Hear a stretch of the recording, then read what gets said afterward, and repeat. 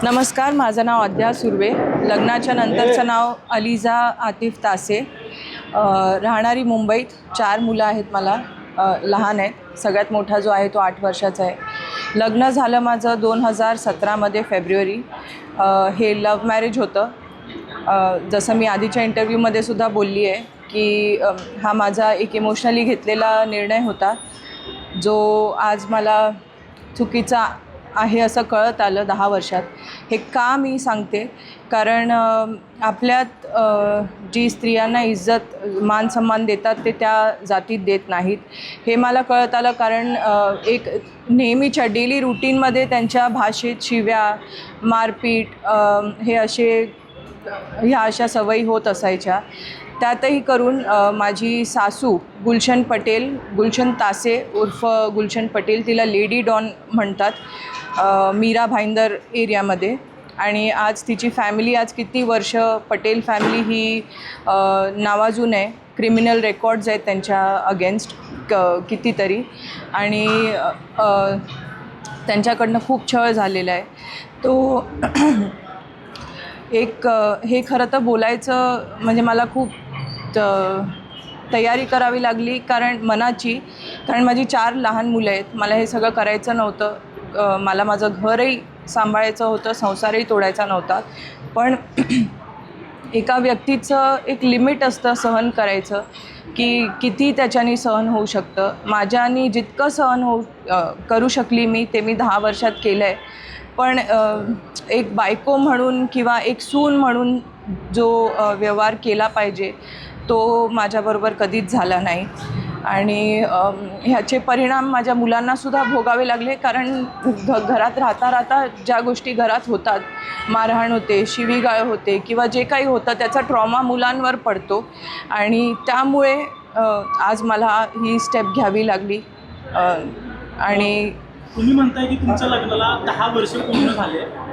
10 वर्षात कधीपासून तुमची छळवणूक सुरू झाली? कधीपासून तुम्हाला कळलं की तुमची सासू लेडी डॉन आहे? लग्नाच्या पूर्वी तुम्हाला माहीत, कारण लव्ह मॅरेज होतं तर लग्नाच्या पूर्वी काय बॅकग्राऊंड माहीत नव्हतं का? नाही, लग्नाच्या आधी मला नक्कीच माहिती नव्हतं हे सगळं, कारण कोणीही समोरून स्वतःच्या चुका सांगणार नाहीत की माझं बॅकग्राऊंड असं आहे, माझ्या घरात असं चालतं वगैरे. ते कोणी दाखवताना एक चांगली इमेजच दाखवणार. त्या हिशोबात मी विचार केला की ठीक आहे, एक जातीवाद न करता, तो विचार माझ्या मनात कधी आला नाही. एक इमोशनली म्हणून मी विश्वासाने त्या घरात गेली, एका माणसाच्या विश्वासावर गेली. पण नंतर राहता मला कळलं की ह्या सगळ्या गोष्टी एकदमच विचित्र आहेत आणि त्यांना सवय झालेली आहे. म्हणजे त्यांच्यासाठी ह्या सगळ्या गोष्टी नॉर्मल आहेत. तुम्ही म्हटलं की लव्ह मॅरेज झालेला आहे, मात्र ज्या पद्धतीने तुमच्या नंतर अत्याचार व्हायला लागले, एक लव्ह जिहादचा एक प्रकार होता, जाणीवपूर्वक तुम्हाला प्रेमात ओढण्यात आलं असं तुम्हाला वाटतं का? म्हणजे एकूण लव्ह जिहादच होतं का? काय वाटतं? असं मी जबरदस्ती केल्यासारखं तरी म्हणता येणार नाही, कारण ते लव्ह मॅरेज होतं. पण नक्कीच हा एक कॉन्सेप्ट असा आहे की समोरची व्यक्ती तुम्हाला मॅन्युप्युलेट करते. प्रेमात खूप काही गोष्टी अशा बोलते किंवा विश्वास देते. त्यामुळे आपण त्या गोष्टीत फसले जातो असं मला तरी वाटतं. 10 वर्षांमध्ये तुम्ही कधी पोलिसांकडे गेला होता? 10 वर्ष संसार केल्यानंतर सुरुवातीला पासूनच छळवणूक झाली की आता तुमची छळवणूक? आणि की लव्ह मॅरेज तुमचं झालेलं होतं, तुम्हाला धर्म बदलण्यासाठी कधीपासून दबाव सुरू झाला? छळ झाला की कधीपासून झाला छळ? आणि धर्मांतरासाठी कसा दबाव टाकण्यात आला, कसा आणि कधी धर्मांतरण केलं? हे धर्मांतरणविषयी बोलायचं तर माझं ज्या दिवशी लग्न झालं त्याच दिवशी आधी निकाह झालेला.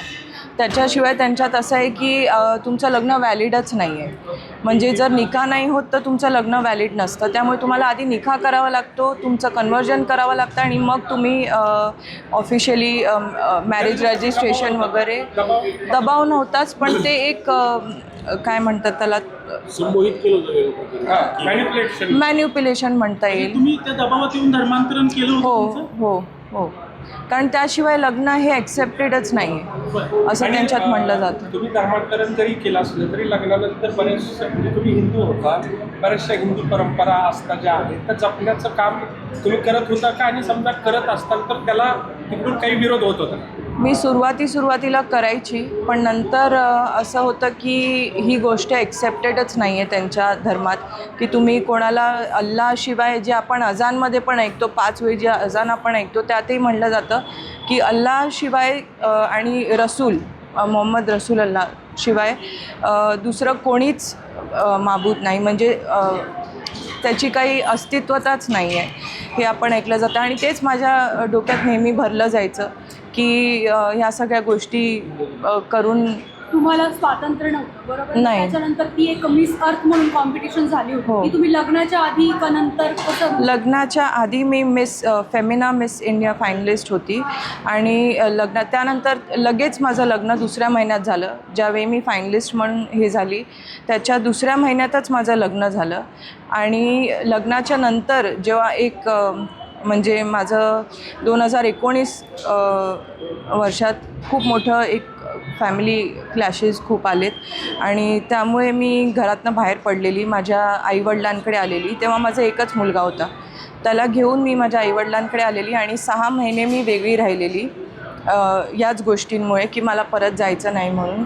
आणि त्यावेळेला मला अशा काही ऑपॉर्च्युनिटीज आल्या मिसेस इंडिया अर्थ किंवा काही. तुम्ही असं म्हणता की खाली धर्मांतरण केलं, त्यावेळेस तुम्ही तक्रार किंवा कोणाला सांगण्याचा प्रयत्न केला नाही का? पोलिसांनी माझं मदत केली जबरदस्ती धर्मांतरण करण्याचं काम सुरू होतं नाही, त्यावेळी म्हणजे तुमच्या त्यावेळेस मॅनिप्युलेट होतं त्यांनी सांगितलं. मी तेच सांगितलं ना तुमच्या की मर्जीने जबरदस्ती असं हात पकडून गळा पकडून नाही झाली ती गोष्ट, पण ते आधी आलं होतं. पण हो रिटर्न पण आलं होतं. 6 महिने मी आलेली त्याच गोष्टीमुळे, कारण खूप मारहाण झालेली. मी प्रेग्नेंट होती, तक्रारी दिलेली. हो, मी हजबंडकडनं व्हायची आणि सासूकडनं. मेन म्हणजे जी कल्प्रेट आहे, जी कान भरणे, किती केलं तरी ती आई असल्यामुळे तिच्या गोष्टी तो नक्कीच ऐकणार आणि त्यामुळे तो इन्फ्लुएन्समध्ये येऊन खूपच हार्श असं. वडिलांनी तुम्हाला रोखलं नाही का इथे राहण्यासाठी? खूप प्रयत्न केलेत त्यांनी, कारण मी एकटीच मुलगी आहे. 4 मुलं आहेत तुम्हाला. आता त्या मुलांना परत हिंदू धर्मात घेण्यासाठी तुमचा काही प्रयत्न आहे का? सध्या ते कुठला धर्म फॉलो करत आहेत हो. आणि समजा मुस्लिम धर्म फॉलो करत असतील तर त्या चौघांना परत हिंदू धर्मात घेण्यासाठी तुमचा काही प्रयत्न असणार?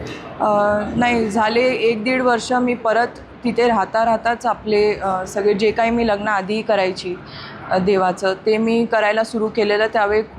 त्यावर खूप अशा गोष्टी पण आल्या की अपोज केलं गेलं, पण मी तरीही करत होती. आणि नंतर मुलांवरही माझ्या यायला लागलं की माझा मुलगा कधी काही बोलला देवाबद्दल किंवा देवाचं नाव घेतलं आजी आजोबांचं ऐकून वगैरे, तर त्यालाही थोडंसं दबावलं जायचं. आणि आत्ता इथे आल्यानंतर जेव्हा मी हा डिसिजन घेतला की मला सेपरेटच व्हायचं आहे मुलांसाठी, कारण ह्याच्या पुढे माझ्याकडे ऑप्शनच नाही आहे काय. तेच मुलांनी बघण्यापेक्षा बरं आहे की मी माझ्या संस्कृतीत यावी परत आणि त्यांना एक सेफ असं वातावरण मिळावं घरातलं. म्हणून आम्ही एक हवन म्हणतात त्याला, पूजा म्हणतात, कारण माझ्या घरातल्यांचीही आस्था आहे आणि माझीही तशी आहे की इथे आल्यानंतर आम्ही एक पूजा हवन असं केलेलं. जसं आपण त्या गोष्टीवरही खूप लोकांनी प्रश्न उचलले की शुद्धीकरण का किंवा असं काय. तर माझं असं म्हणणं आहे किंवा मत आहे की आपण एका नवीन घरी जातो तेव्हाही एक पॉझिटिव्ह विचार घेऊन हवन करतो किंवा पूजा करतो घरप्रवेश म्हणून. ती तशीच एक आस्था होती, श्रद्धा होती. बाकी त्यात काही दुसरं त्याला वळण द्यायची गरज नाही असं मला वाटतं. 4ही मुलांना तुम्ही हिंदू धर्मात घेतलेलं आहे. माझ्या मुलांची नावं मी ऑफिशियली बदलली आहेत. माझ्या मोठ्या मुलाचं नाव मी ओम ठेवलं आहे, मुलीचं अर्णिका ठेवलं आहे, 3ऱ्या मुलाचं नाव कृषिव आणि 4थ्याचं रुद्र असं ठेवलं आहे. तुमच्या ज्या 2 जावा आहेत त्याही हिंदू होत्या आणि त्यानंतर मुस्लिम कन्वर्ट झाल्या, त्यांच्यावरही तुमच्यासारखाच काही अत्याचार होतं का आणि त्यांनाही परत घरवापसी करायची आहे का? तुमच्याशी काही त्यांचं बोलणं किंवा तुमचं काही चर्चा?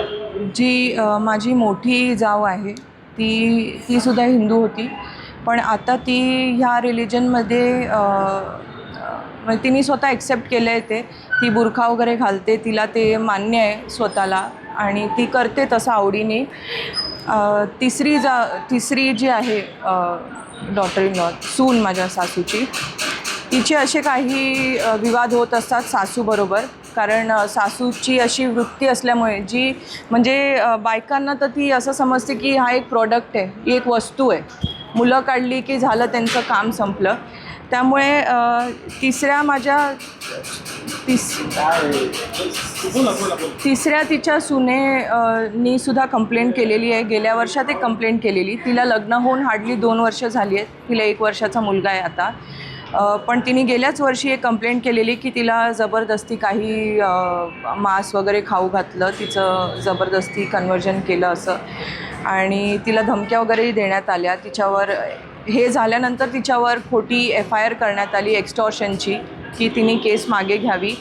तसे प्रयत्न खूप वेळ माझ्यावरही झाले आहेत, माझ्या घरातल्यांवर. पण तिने ती केस परत घेतली, सेटलमेंट झाली, परत घेतली. आणि आत्ता ज्या दिवशी माझी FIR झाली 14 तारखेला गेल्या महिन्यात, त्याच्या आधी 10 तारखेला तिची एक FIR झाली आहे त्यांच्या विरुद्ध, सासू आणि माझ्या हजबंड विरुद्ध, की म्हणजे एक्स हजबंड विरुद्ध, की असा छळ तिलाही होतो आहे आणि तिचा धर्म पाळण्यात तिला फोर्सफुली तिला करून देत नाही आहेत त्या गोष्टी. परत यायचं त्रास आहे. हो. पण तिचा हजबंड तिच्याबरोबर आहे आणि त्यांचा संसार बरोबर चालला आहे. सासूबरोबर जे काही लव्हजिहादचा आणि धर्मांतराचा प्रकार आहे, तर तुमच्या जो नवरा आहे त्याच्याशी तुमची कशी ओळख झाली होती, कसं लग्न झालं होतं, तुमच्या घरच्यांना ते माहीत होतं का तुमचं लग्न तुम्ही मुस्लिम व्यक्तीसोबत लग्न करता, हे सगळं माहीत होतं का, आणि कशी घटना ही सगळी झाली? ॲक्च्युली सांगायचं झालं तर सगळ्यात आधी आमचा एक ग्रुप होता, कॉमन फ्रेंड थ्रू मी भेटलेली, आणि त्याच्यात आमचं रिलेशन वगैरे चालू झालं. जेव्हा लग्नाची गोष्ट आली तेव्हा माझ्या घरातल्यांच्या कानावर मी हे घातलेलं, पण त्यांना ते स्वीकार नव्हतं, त्यांनी ॲक्सेप्ट केलं नव्हतं. आणि त्या विरोधातही जाऊन, ती माझी चूक होती हे मान्य आहे मला, पण त्यांच्या विरोधात जाऊन मी हे लग्न केलं. आणि खूप काळ ते माझ्याशी बोललेही नव्हते. जोपर्यंत माझा पहिला मुलगा झाला नाही तोपर्यंत ते असं खास असं माझं बोलणं व्हायचं नाही. पण ज्यावेळी माझा मुलगा झाला त्यावेळी त्यांनी मग ॲक्सेप्ट केलं की मुलीचा एक आता ठीक आहे, म्हणजे काय फ्युचरची गोष्ट आहे, जे काय आहे ते चांगलं होऊ दे ह्यांचं, हे समजून त्यांनी ॲक्सेप्ट केलं. नंतर आता तुम्ही इकडे आलेलं आहे, तुम्ही हे सगळं आता माध्यमांसमोर येतं, तुम्हाला अजून सुद्धा काही धमक्यांचा वगैरे फोन येतो का सासरकडच्याकडून? अजूनही तुम्हाला की हे सगळं दाखवण्याचा प्रयत्न केला जातो का, की हे दबाव आणला जातो का तुमच्या कोणत्या प्रकारचा? हो, माझ्या सासूचा नक्कीच येतो आहे. कधीतरी ती शिवीगाळ करते, धमक्या देते, तुझ्यावर एक्स्टॉर्शन टाकेन, तुझ्यावर अशी केस टाकेन, तुझ्या घरातल्यांवर रेप केस करेन, किंवा असं काय काय तिचे धमक्या असतात. कधीतरी ती जेव्हा तिला कळतं की एकदमच ऐकत नाही आहे किंवा परत येत नाही आहे, तेव्हा मग ती मॅन्युप्युलेट करते, प्रेमाने काही काही हे बोलायचे प्रयत्न करते. पण त्यांना आता सध्या तरी मी ब्लॉक केलेलं आहे. त्यांचे वेगळ्या वेगळ्या नंबर्सवरनं मेसेजेस, रेकॉर्डिंग्स वगैरे येतच आहेत. पण मी तुमचा हा प्रवास कसा होता? ज्यावेळेस तुम्ही पुन्हा घरवापसी करायचं ठरवलं तेव्हा तुम्हाला कोणी मदत केली, तुम्ही कुणाला संपर्क केला, पण प्रवास कसा होता? सगळ्यात आधी तर मी आपल्या आमचे जे CP सर आहेत, मीरा भाईंदरचे कौशिक साहेब, त्यांच्याकडे गेली. कारण माझी आधी पोलीस स्टेशनमध्ये FIR वगैरे घेतली जात नव्हती. जे काय होतं ते एक NC म्हणून द्यायचे, फॉर्मॅलिटी म्हणून, त्यात काही अर्थच नव्हता. म्हणून मग मी CP सरांकडे गेले. मी CM सरांकडे लेटर दिलं, मंत्रालयात जाऊन आली आणि तिथूनही चांगला रिस्पॉन्स मिळाला. महिला आयोगकडे गेली, त्यांनाही पत्र दिलं, त्यांच्याकडनंही चांगला रिस्पॉन्स आला. मग त्यांच्या डिरेक्शननुसार आपले CP सर आणि DCP सर मीरा भाईंदरचे यांनी ह्यात स्वतः लक्ष घालून, महिला आयोगनी लक्ष घालून ती FIR माझी करून घेतली. हिंदुत्ववादी संघटनांनी काही नक्कीच. कोणकोणत्या संघटना त्यात तुम्हाला मदत करण्यात अग्रगण्य होत्या? आता तुम्ही वकिलांशी बोललाय का, पुढची लढाई तुमची कशी असणार? नक्कीच मला मदत झाली. आपले मिलिंद एकबोटे सर आहेत पुण्यात, समीर कुलकर्णी सर आहेत, माझे दादा भाऊ समान आहेत हे माझ्या, कुणाल दादा, ते आणि त्यांचे सगळे कार्यकर्ते, त्यांचे हे सगळे आपले हिंदू समाजचे जे कार्यकर्ते आहेत त्यांच्याकडनं खूप मदत झाली. आणि त्यामुळे आज मी इथे उभी राहू शकली. नाही तर कित्येक मुली अशा खचून जातात किंवा त्यांच्यावर जेव्हा त्या आवाज उठवतात तेव्हा त्यांना दाबलं जातं काहीतरी म्हणून, की आत्ता हिला अक्कल आली का, 10 वर्ष काय हे करत होती ते कर, खूप असे कॉमेंट्स येतात. आणि ज्याच्यामुळे मुली खचून जातात. त्यामुळे ते प्लीज करू नये.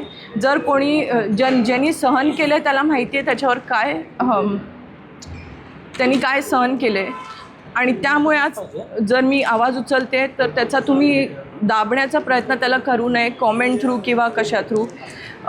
मी तर ते ॲक्सेप्ट केलं आणि मी तितकी खंबीर आता माझ्या मुलांकडे बघून झाली आहे की मी ते टॉलरेट करू शकते, सहन करू शकते. माध्यमांना सांगितलंय की अज्ञानी केलेले सगळे आरोप खोटे आहेत, की आजही माझी सून आहे. असं काहीच नाही आहे. मी इनफॅक्ट आज ऑफिशियल्स, आपले पोलीस ऑफिशियल्स जे आहेत त्यांच्याशीही बोलली आहे. ह्याच्या आधीही ही गोष्ट निघालेली, पण त्यानंतरही मी क्लिअर केलेली ही गोष्ट की माझ्याकडनं काही कॉम्प्रोमाइज किंवा सेटलमेंट झालेली नाही आहे. ते प्रयत्न करत आहेत, पण माझ्याकडनं तसे काही प्रयत्न झालेले नाही आहेत. आणि आजही माझी लढाई जी आहे ती माझ्या मुलांसाठी आणि माझ्यासाठी चालूच आहे. माझे त्यांच्याशी काही संबंध नाहीत. कायदेशीर प्रक्रिया कशा पद्धतीने सगळ्यात महत्त्वाचं म्हणजे तुम्ही वारंवार म्हणताय की तुमची सासू लेडी डॉन आहे, तिच्यावर अनेक केसेस आहेत. याकडे कोणी दुर्लक्ष केलं आणि तिची काय दहशत आहे? दहशत तिची म्हणायला गेली तर फारच आहे तशी त्या भागात मीरा भाईंदरमध्ये. तिचीच असं नाही, तिच्या भावांची आसिफ पटेल असो, तात्या पटेल असो,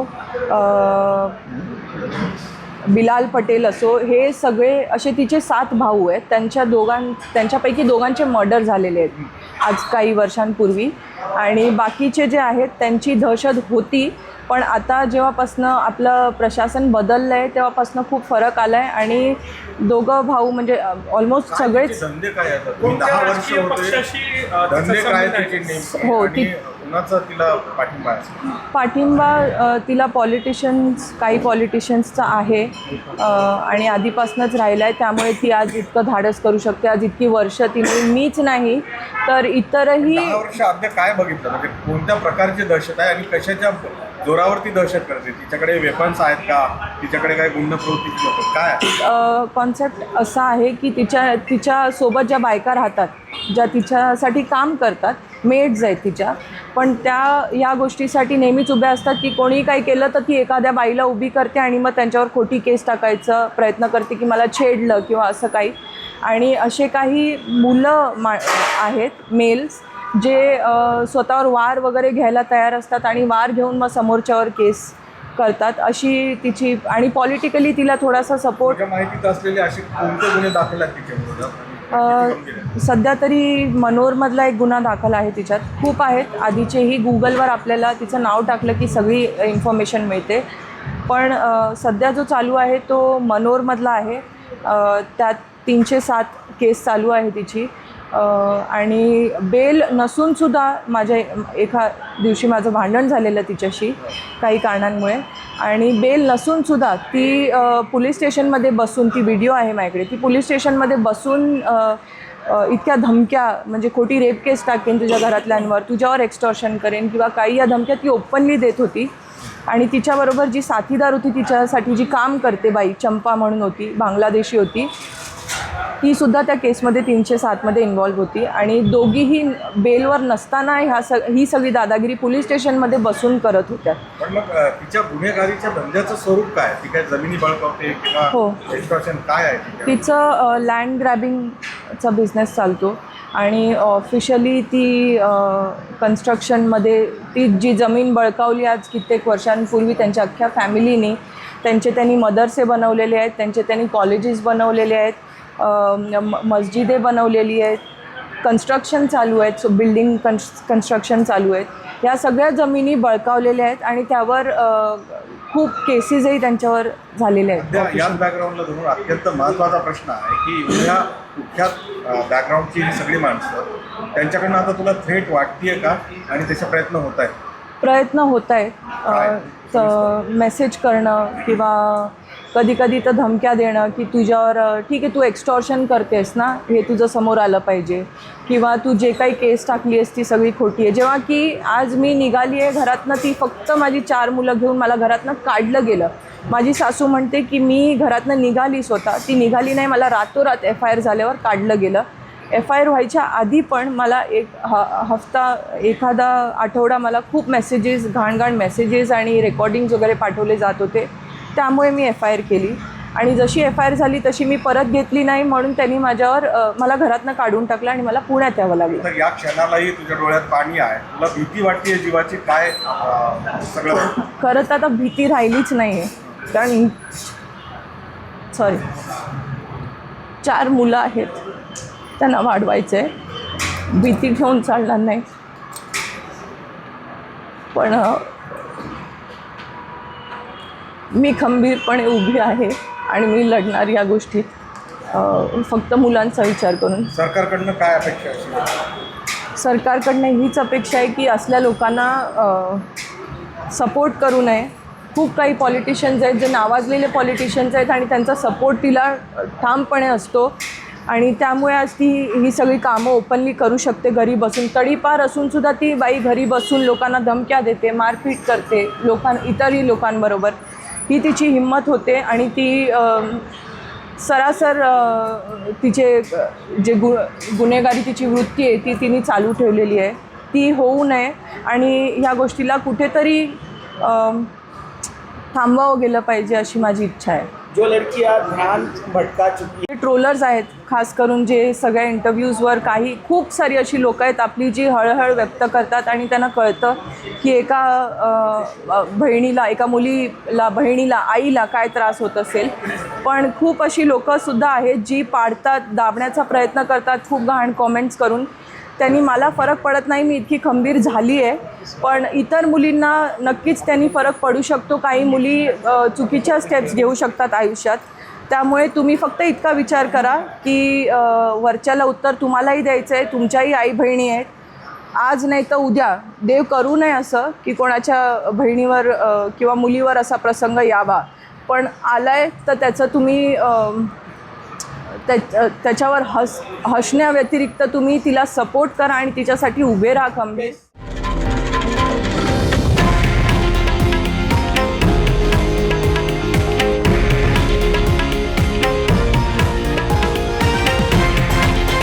हे आहे देशातील नंबर 1 न्यूज नेटवर्क आणि आपण पाहत आहात TV9 मराठी, एकमेव.